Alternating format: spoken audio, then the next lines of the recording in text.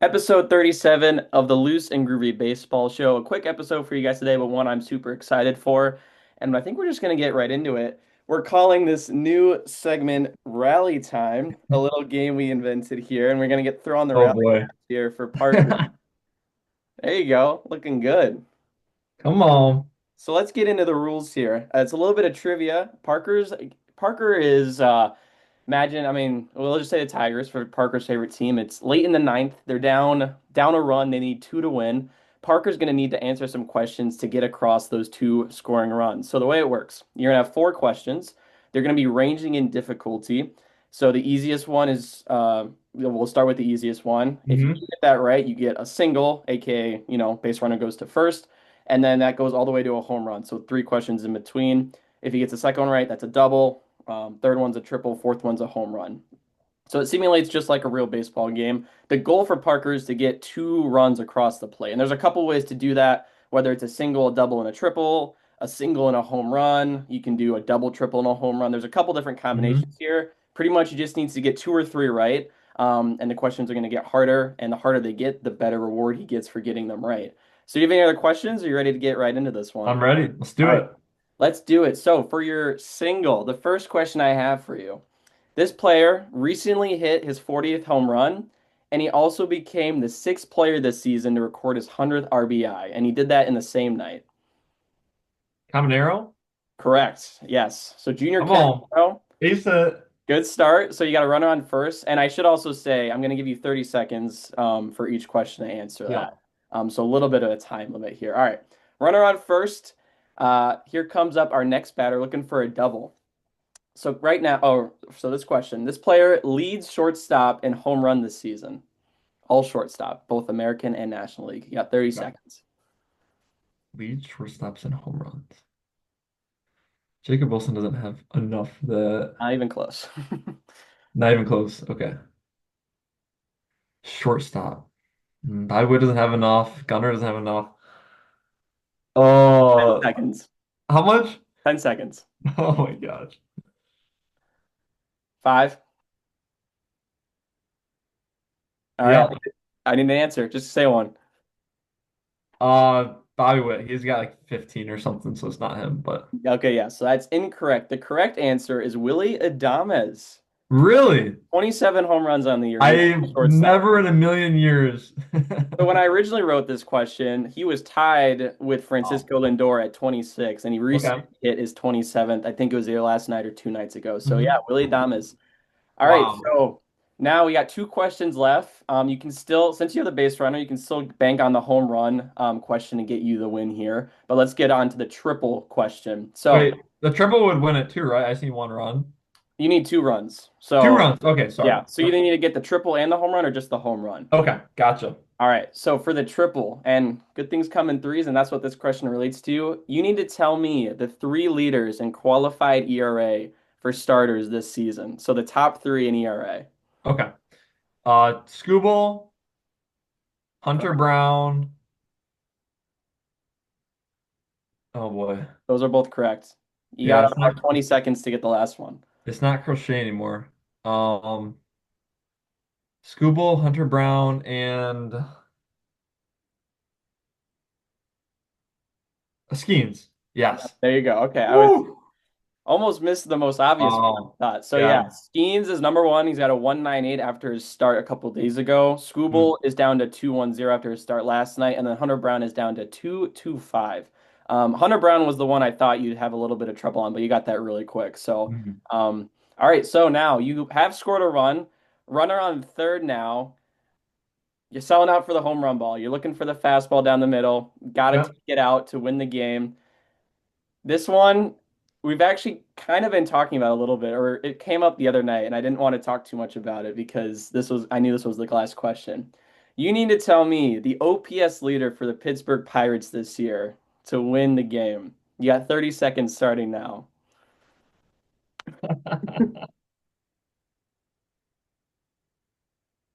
Oh, I want to say Spencer Horwitz, but I know he's slowed down a lot. Um, Not O'Neal Cruz. He's been bad. I'm gonna go. I think I'm gonna bank on old man McCutcheon. Honestly, I'll say McCutcheon. It's not right. It's not right. Dang. Okay, who is it? Brian Reynolds is your OPS leader for the Pirates. Yeah. 728. Behind him is McCutcheon at 723, so he was second. Shoot. Horowitz is third with a 720, and Tommy Pham is fourth with a 718. Okay. That was a tough one. That was I Wow. I think when I looked into it, I would have thought O'Neal Cruz, but you're right. He's actually been really, really bad. So Yeah. yeah, Ryan Reynolds, good for him. One of four players or five players on the Pirates with OPS above 700. So I guess that's something. All right. Well, that was the first rendition of Rally Time. I Uh, like it. that was You had a good effort. That was pretty close. Got Mhm. scratched one across and then just came up short on that home run question, which I guess that's why it's the home run one because it's pretty tough. So hope you guys enjoyed that. We'll definitely be doing more of that because I actually enjoyed that quite a bit. So next segment, we're going to move into what we're calling out something new, heated moments. We had two kind of situations from the last week come up that we wanted to talk about here. There's actually a lot that happened this past week, but I think these were two of the more notable ones. So let's go out to Colorado where we had a situation with Kyle Harrison and Rafael Devers. Did you see Kyle Harrison start the other night, by the way, against San Diego? It was very good because, well, since he got taken out, they put him out there for that, right? Yeah, was it? Well, did he, I think he ended, did he get suspended or just ejected from that game? Oh, and Just so ejected, but then he threw like 7 or 8 innings it against was eight Padres. innings shutout and 10 strikeouts. So pretty He good, got the especially start. because that was a start in Colorado as well. So good for him. Yeah. Anyway, we're looking at September 2nd. This was Giants versus Rockies. First inning, Kyle Freeland versus Rafael Devers. Devers hits a home run, a very far home run, kind of looks at it, admires it. Doesn't say anything to Freeland, but he's taking his sweet old time to get to first base. Kyle Harrison did not like this at all, pretty much, and he's the one that starts yelling at Devers pretty much. After the game, he said some comments about how he thought it was disrespectful. Pretty much just didn't appreciate Devers doing that in the first inning of this game. Devers starts to yell back at him. He really wasn't having any of it. It wasn't even like it kind of looked like he was waiting for Freeland to say something because as soon as Freeland started barking, Devers came right back at him, Mhm. and that's when the benches cleared. At the end of it, Freeland, Chapman, Matt Chapman, and then Willie Adames all got ejected. Chapman actually like pushed Freeland, I think, and that led him to getting suspended for a game. And then all those players were fined. So yeah, it was kind of a crazy situation. It Yeah. definitely escalated super quick from what was just a simple, first inning home run. I guess I don't know if really anybody's in the right here. You can make an argument for both sides, but I guess maybe more the point of discussion can be what are your thoughts on Devers kind of looking at this one a long time? Was Freeland, should he have said something or, and Freeland's had a tough year. I think his ERA is Yeah. about five, probably just pretty frustrated overall. And then you add that on top of it. I'm sure it was just a culmination of things. But do you have any immediate thoughts on that? I'm always not always, but most of the time I'm gonna side with the players. I don't think it warranted the reaction from Freeland at all. I more of what happened like afterwards is what interested me and more of like just like the thoughts behind of it. So first of all, this is what led Devers to play third for the first time, right? Yep. Because Matt Chapman was out of the game. I thought that was interesting, and he looked fine over there. He made a Yeah. couple plays, nothing to like, no eyesores out there. And then also, I thought that it was interesting how like fast everybody stood up for him. Yeah. I Yeah. like that. That's a good sign to see. If he was a cancer like they said he was in the Red Sox dugout or a clubhouse, whatever, Yeah. then I don't think they would have all stood up for him as much as they did. Maybe they would have still because it's their teammate, but that's kind of what I took away from it. Um, would you agree, or do you Yeah. think No. that's just what happens anyways? That's something I didn't think about that at all, how quickly everybody was kind of at his back. And it's a good sign for Giants because now we're at a point where all of a sudden we kind of are talking about them in the playoff picture again, or at least in that conversation where I think they're 4 games back as of today when we're recording. They've Mhm. been playing really good. Winners of probably 10 of their last 11, I want to say it is now. And yeah, that's awesome to see because he's been a big part of that, and his bat has really been heating up over these Yeah. past couple weeks, along with Adames. Chapman's also been really good. The pitching has still been solid. And to so like when you have the culmination of you're playing really well, you have a situation like this, I think overall it's probably a good morale boost for the team because I mean, it obviously sucks when your players get suspended. There's a couple fines, ejections. They still won that game, so it didn't really matter too much. But Yeah. I don't know. That's something to kind of get everybody riled up and ready to go. Like, hey, it's time to lock in. Like, this is make or break at this point. And I think they knew that, and probably Colorado people or Freeland knew that too. And yeah,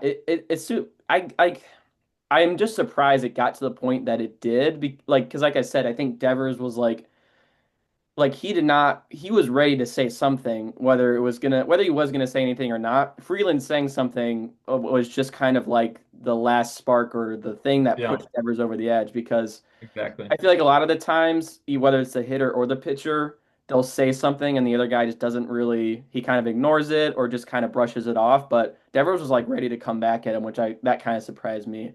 But I think you're totally right. I think in the first inning, I'm not really gonna be one to say you can't do this or can't do that. He probably felt great after swinging that, and yeah, he looked at it for a bit, but I mean, Freeland's owner let up the home run.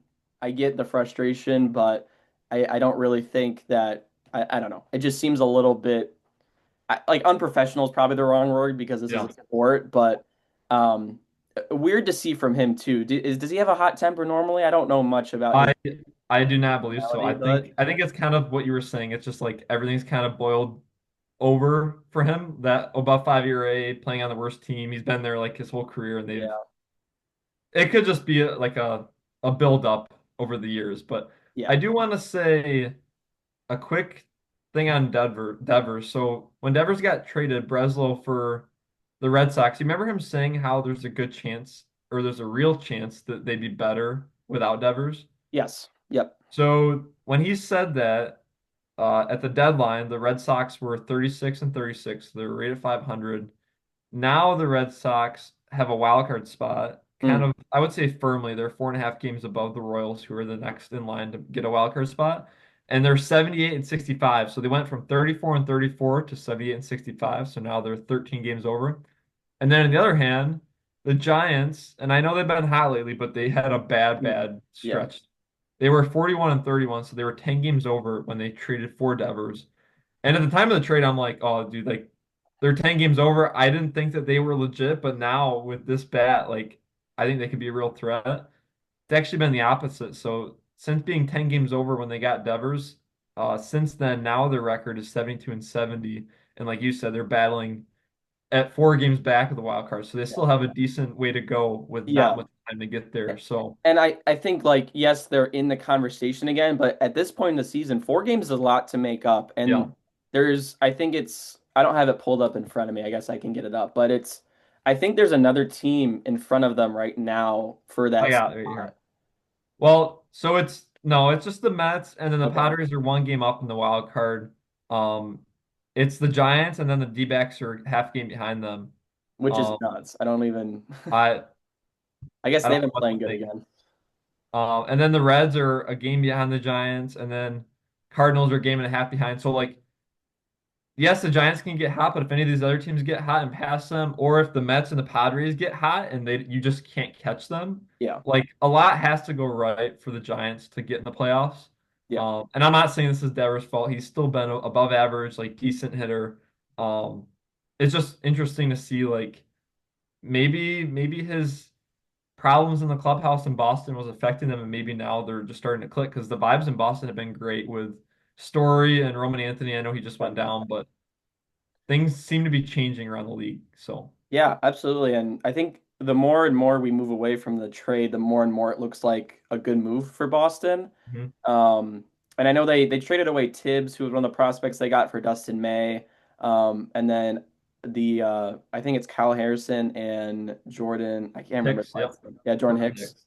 I don't think they've been really anything of note yet, but I Yeah. think disregarding the prospects or whatever, overall for the clubhouse, for the team, chemistry, the organization, it seems like it's been a Yeah. good move. And back to your point about the Giants, I mean, yeah, like they have been playing really hot, but there was a time where they had the worst record since the All-Star break in the entire MLB. So you have to Mhm. remember that too. You know, teams go hot, teams go cold, and we'll see if they can do anything. I don't think they're going to be able to, but you never know. No. Still like 20 games left or so. So let's move on to Houston. One of the more interesting things I think any baseball fan has seen in the past couple of years, maybe ever.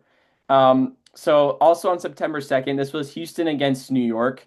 It's Framber Valdez on the bump, and bases are loaded in the fifth with Trent Grisham up to the plate. Um, so the first, or what we see is they call the pitch or they use the pitch com. Framber's pretty much set, ready to go. He's coming out of the stretch because there's guys on base. And Salazar, the catchers, say I think it's Caesar or Caesar Salazar, tells him to step off, does this motion to kind of just step off the rubber, reset. Framber either doesn't listen or he's already decided in his head that he's going, throws the pitch. It's a sinker, kind of low middle, and Trent Grisham takes it for a home run. Grand Slam pretty much puts the game on ice here for the Yankees. And after that, we see Framber's frustrated. And obviously, I think any pitcher would be frustrated after letting up a Grand Slam. I think there was two outs, too, maybe one out. But yeah, Mhm. either way, it's just kind of a frustrating moment. You hate to do that for your team. And, obviously that comes across on your stat sheet as well. So then we get to the very next pitch, and it's called what everybody's calling it is crossing the catcher up is what the term here is. So pretty much what it means is whether it be miscommunication or purposeful, which is what this debate is about. The catcher is expecting probably a breaking ball low in the dirt, and the pitcher throws something else, usually a fastball. And what we see is Salazar is not ready for what the pitch that Framber threw was, which I think was a sinker again, nails him in the chest. Obviously, the glove was not ready for it. Bounces off him. He didn't get hurt, luckily. But there's about a 5 second pause where Salazar looks back at Framber and it's kind of waiting for him to say something or be like, hey, my bad. And Framber on the other end immediately turns his back to the plate and the catcher, still looks very frustrated, doesn't say anything. And yeah, it was a very weird moment because you can tell, I think Salazar's expression to me says everything about this moment where I think he knows what Framber did and he handled it very well. Threw the ball back, was obviously kind of upset and like kind of just shocked, I think, a little bit. Yeah. And that was it. The game moved on. We didn't really get much from Framber. And then after the game, we have both players denying anything was intentional. I think Salazar said something about the stadium and how there's a lot of Yankees fans there and how it's kind of just loud and maybe there was miscomm for the pitch. But with the circumstances and everything, to me, it seemed obviously intentional. Body language was everything, expression was everything. It was a weird moment. I mean, I'll give it to you for any other thoughts here, but Yeah, I also think it was intentional. I will say the fact that afterwards, like Salazar said it wasn't intentional. He said another thing he said about Framber was they have a good relationship. Framber said it wasn't intentional. That means absolutely nothing because yeah. on what planet would a professional sports player who's getting paid and whose team like relies on you, on what planet would they say that it was intentional if it was? Yeah. Like there's no way they would say they Right. did it on purpose, even if they did. So you can't even like take that into account at all, I don't think. No. And then I saw a report that said that afterwards in the clubhouse, Framber didn't like approach Salazar to like apologize or just explain his side of it. And that frustrated a lot of the people in the Astros clubhouse. So things got chippy between them and Framber again. And um, on Sports Illustrated, it said that the coaches had to step in and calm the situation. So this wasn't just an on the field thing. Like this eventually led into the clubhouse and started to affect the clubhouse. So I mean, very bad look for Framber. I do Yeah. think it was intentional. I totally agree. He showed no regard for Salazar, even if it was completely unintentional. Didn't seem like he cared. Maybe he was just so frustrated that, and he saw Salazar was fine. Maybe he just was like, okay, like Yeah. Like whatever. even then, I say he saw Salazar was fine. He didn't even see if he was fine because he turned around immediately, didn't he? Yeah, that to me is the biggest tell. Like Oh, it's just common sense where if that's a mistake, the pitcher's gonna be like, "Hey, are you all right? That's my bad," or yeah. any kind of gesture to be like, "Hey, dude, I know I messed up. Like, are you good?" Like, Yep. and there was absolutely none of that. And I don't think that's how Framber is. Like, I don't think he's that stone cold on the mound that he just doesn't think about any of that stuff. it just seemed like all of these emotions like just overflowed, and he wasn't able to just had to take it out on something, I guess. Yeah. And it sucks because that like, and I guess this has been emphasized quite a bit, but that is like a dangerous situation to put a player in where at the end of the day, this is a baseball, like a very hard sports ball Yeah. that's coming at you over 90 miles per hour. Like, and I know they have the padding and everything, but thank goodness it didn't hit him in like the arm or anywhere there's no padding or like over here on the side. Like, the situation I think could end up a lot worse, and the punishment for Framber could have also been a lot worse had something bad come of this. And luckily, everybody was okay. Yeah. But at the end of the day, like putting like your teammate in danger like that, because I think we've concluded, like I think everybody's concluded that was intentional, and putting your teammate in danger like that over something as simple as a frustration over a bad pitch or whether it was telling him to step off, to Yeah. me is very low and very dirty, and I don't it's just tough to see that, I guess. And we'll see. And like you said with the comment about the Astros clubhouse, like that sucks for a clubhouse to have to like and I know I think that they had a manager meeting, Framber and Salazar did after the fact too, and just to have this come up in the middle of a like this late into the season, and like it just seems silly to me that it had to come to this, and now it's being talked about so much. So we'll see how what happens from here. I'm sure they've moved past it by now, and maybe they'll be fine. But do you think any implications for the future and like looking towards the playoffs with Framber? And even considering like free agent stuff because he's going to be a free agent at the end of the season. So, but like that, I'm curious who's going to be catching him in the future. If it truly was unintentional and everybody believes him, then I'm sure Salazar will still be the catcher. But otherwise, I don't know. Kind of, I'll kind of give an answer too, but I kind of want to bounce it back to you, with like the future. First of all, I don't think it's going to affect their clubhouse enough to like affect yeah, the playoffs or how they do in the playoffs. The Astros, the culture there is just so good that I don't think true. this would like get in the way. And Framber's been there the whole way, so it's not like he's a new guy that's coming in and ruining everything. But so would this affect Framber? Like, do you think this changes the percent chance of him signing with the Astros? And then also, do you think this diminishes his value even the slightest for free agency? Um, I don't think it decreases his chance of going with Houston, and I don't think it decreases his value, but I think there are going to be questions in the negotiation period, whether that's internal or with Framber directly, about who you're getting in a clubhouse player, in a Yeah. teammate, in a leader, because he's a veteran at this point. I think he's 31, been in the league for a while. He's been doing it really well for a while. Um, and I think it's not going to be reflected in the value because what this situation has nothing to do with his play on the field, really. So I think it'll be more of an internal debate about who you're getting as not only a player, but also a teammate and a representation of who your team is. Um, I don't think it's gonna really sever any ties with Houston and like make it less of a chance he does resign. But I think there needs to be conversation now about, like I said, who you're gonna get in Framber Yeah. Valdez, and that's the whole package, whether it's the player and the teammate and the leader. You want a Mhm. guy who's gonna when you're signing a veteran arm like this, I imagine you want him to be not only the leader of your rotation, but a leader of the team.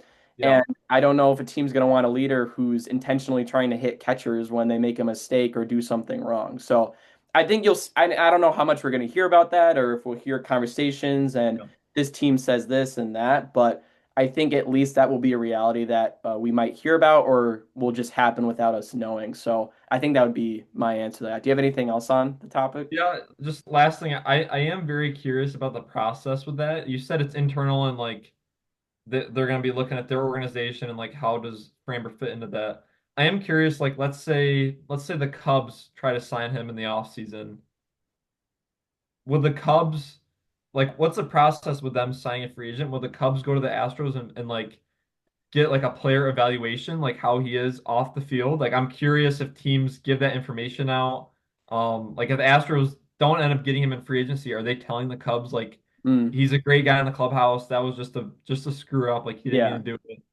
Like I'm curious what that process is. I think that goes back to like relationships. And they always talk about connections with teams if they make trades a lot. These GMs have the spot for a couple years usually, and they do have like close relationships, and they talk a lot, talk about what's going on, share some things, and then obviously if they do deals, that strengthens that bond too. And I guess it just depends on the level of honesty that you're going to see there in those relationships. And I don't know directly Houston's ties, their GM with the other GMs of the league, but I think that could come up in conversation like, hey, we're interested in this guy. Can you tell us anything about that incident or any other incidents like that? I definitely think that could be a possibility. Let's move on to our last little segment here. We're going to stick in the American League and what's been a very highly discussed debate over the past couple of weeks and pretty much, I would say, most of the whole season, but really starting to ramp up now is the AL MVP race between Cal Raleigh and Aaron Judge.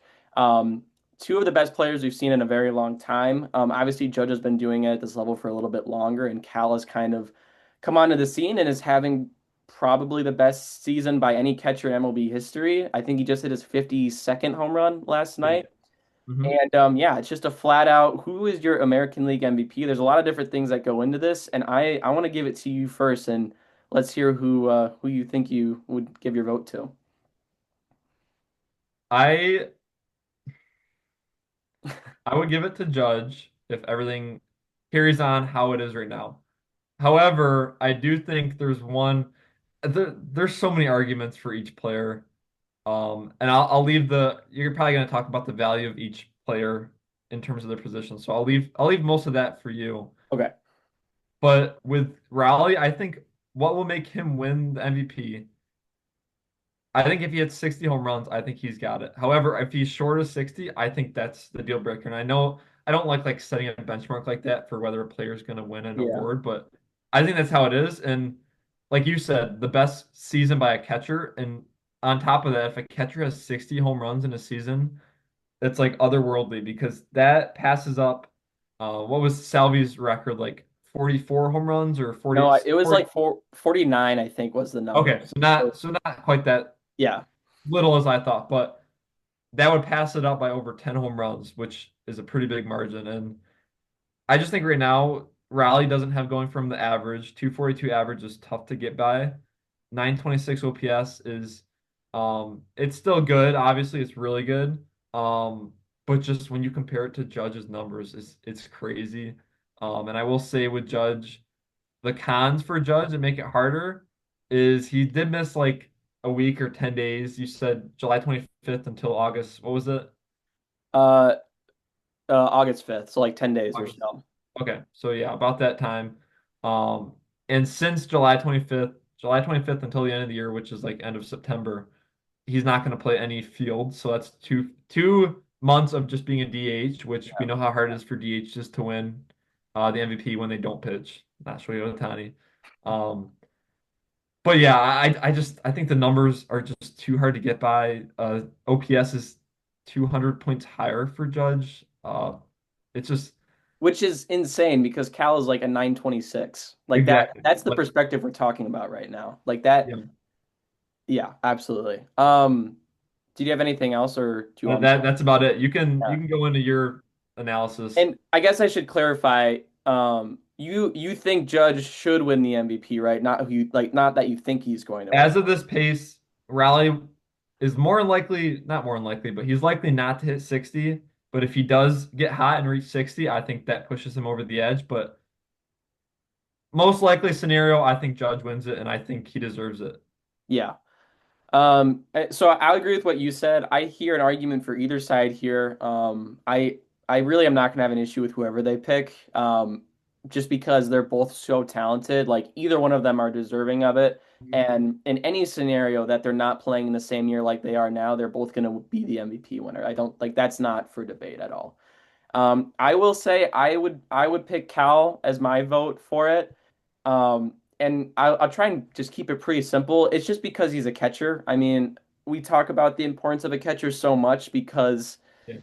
of so many different factors. You have not only, okay, being a hitter, that's obviously huge, and Cal's been one of the best hitters this year. I understand the debate with the batting average that is obviously around average to below average. 242 isn't great. But then obviously he makes it up with the slug. 52 home runs leads the league. He also leads the American League in RBIs, a 926 OPS, 162 OPS plus.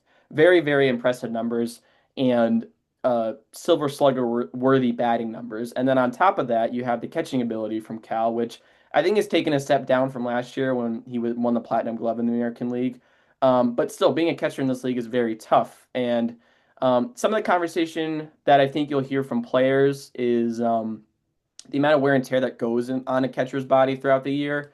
I did look it up. So Cal's played 106 games behind the dish, and then he's DH'd for 32 games.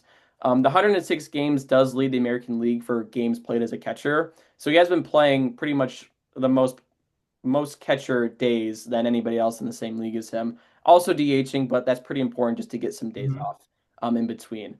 But I think, yeah, I think it just comes down to all of the things that go into being a catcher, all the things you have to think about. It isn't talked about in the same light of Otani being a pitcher and a hitter because I think that is a tier above this, but I think right below it is being a catcher and being an elite level hitter because there's so much that goes into both of these roles, and to do both of them at amazing level to me Yeah. is extremely impressive. And I always think about, and you can make the same argument with Judge, but I always think about where would the Mariners be with this season without a Cal Raleigh playing for them? And I find it hard to believe they'd be anywhere near as good of a position as they are right now. Yeah. And I'm always a person that when I think of MVP, it goes beyond just the counting numbers and those other numbers like that, like OPS and stuff. Who brought the most value to a team this season? And I think it's Cal Raleigh. Um, I think you brought this up the other day about how Judge on the Yankees, did you say it was more impactful or less of an impact now because of the other guys they have on that team? Less. Yeah, with Jazz and Cody Yeah, stepping right. up, I think it's less, but it's still a very Yeah, big. absolutely. And I think I always forget how good of a player Aaron Judge is, like honestly. Um like even like recently I feel like he's like been slumping, and he's still his OPS is still above a 1.1, which is insane. Like what he's doing, I still think is so underappreciated, which is crazy to say, but I kind of think it is.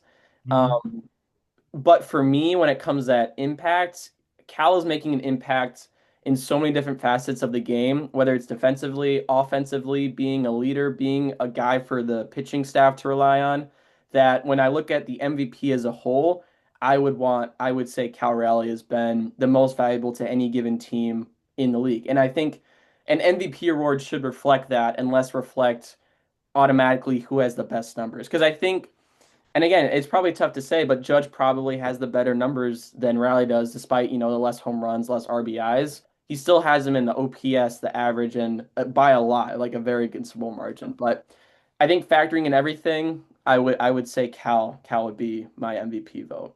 I Do you have do want anything? to say a couple more things. Okay. First of all, Cal was a platinum glove last year. So like you said, if I think he's taken a slight step back, but defense is still like top tier catcher wise. It's still Yeah. amazing. I just want to go over so since 2000s, and this is what makes it even better for Raleigh's case, just how rare this is for a catcher. There's only been two catchers since 2000 to win MVP, only one since the 2010 season. Joe Mauer in 2009, and then Buster Posey in 2012. What's interesting about these guys is they had like a completely different offensive style that Raleigh did. These guys did not strike out at all. They didn't have as much power. They had mid to high 20 home runs, still decent amount of power, but nothing like we're seeing from Raleigh right now. Yeah. And these guys had averages of 365 and 336, which Raleigh is about 100 points less than that.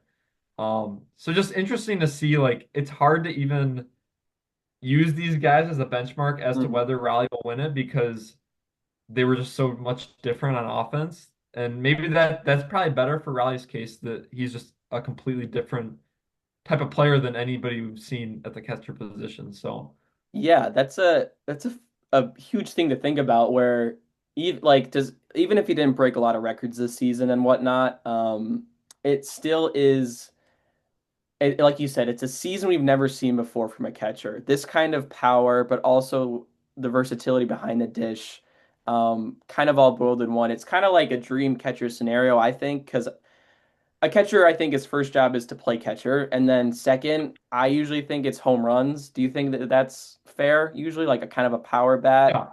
Yeah. Eight, nine hitter, get some home runs. Yeah. Yeah. Because it's So like the catcher is their primary role, and then if they can hit you home runs and drive some runs in, that's just an add-on. So yeah, and that's like kind of the thing Cal Raleigh does the best. So in like I think in every team's perfect catcher right now, it would be Cal Raleigh. That's the dream Yeah. scenario here where you get the production behind the dish and at the plate at an insanely elite level, which should make us appreciate this season all the much more because I think it'll be a long time before we see anything else like it. If you had to guess, taking away what you think, who do you think is going to win it? Like without like who do you think they're going to vote for? I guess I should say. I think Aaron Judge. You Yeah. think Judge? I Who do think you you might think? be right. Even with the voter fatigue, I'm not sure if that's really a thing or not, but Yeah. I think Judge's numbers are too strong for them to ignore that, unfortunately. I think you're right about the 60 home run take. If he gets to that number, I think it'd be very hard for them to not give it to him. But if it keeps trending like it does, I think it will be Judge. But my pick would probably be Raleigh. Yeah. And then one last note. Sorry, I keep adding a bunch on, but he home run record for Judge, 62 home runs in 2022. If he breaks that or ties it, there's no chance Yeah, they don't pick him, right? If he it's hits definitely gonna 60. be Cal And after that. again, he would need, what is that, 12, 13 home runs to get that. Will that happen? Very, very unlikely, but we've Yeah. seen stretches like that out of Cal this season. So, And let's see who wants it because both these guys have kind of been limping since the yeah. All-Star break. Definitely not been the same that we saw kind of in the middle of the summer. So it may just take these last 20 games and say one of them goes on a torrid stretch. They might just kind of claim it for themselves because I think right Mhm. now we're still kind of in this in-between conversation. So Yeah. it'll definitely be something to keep an eye out as we wrap up the season here. Crazy to say that. I keep thinking back to all of our prediction episodes, our ranking Mhm. episodes, and even talking back in April and March about like our bold takes for the season and everything. Yeah. We're already in September. So, yeah, be sure to be on the lookout for all of the content we could putting out. We have a lot of stuff coming up for the end of the season and into the playoffs, obviously, as we move into that. For daily content, follow us on Loose and Groovy Baseball Show, TikTok, Instagram, YouTube, pretty much stuff coming out there every day. Yeah, we hope you guys enjoyed today's episode. Gonna try and be a little bit more on a weekly schedule, so look forward to next week's episode coming out then. Mhm. But yeah, signing off for now. Me and Parker. We'll see you next time. Thank you.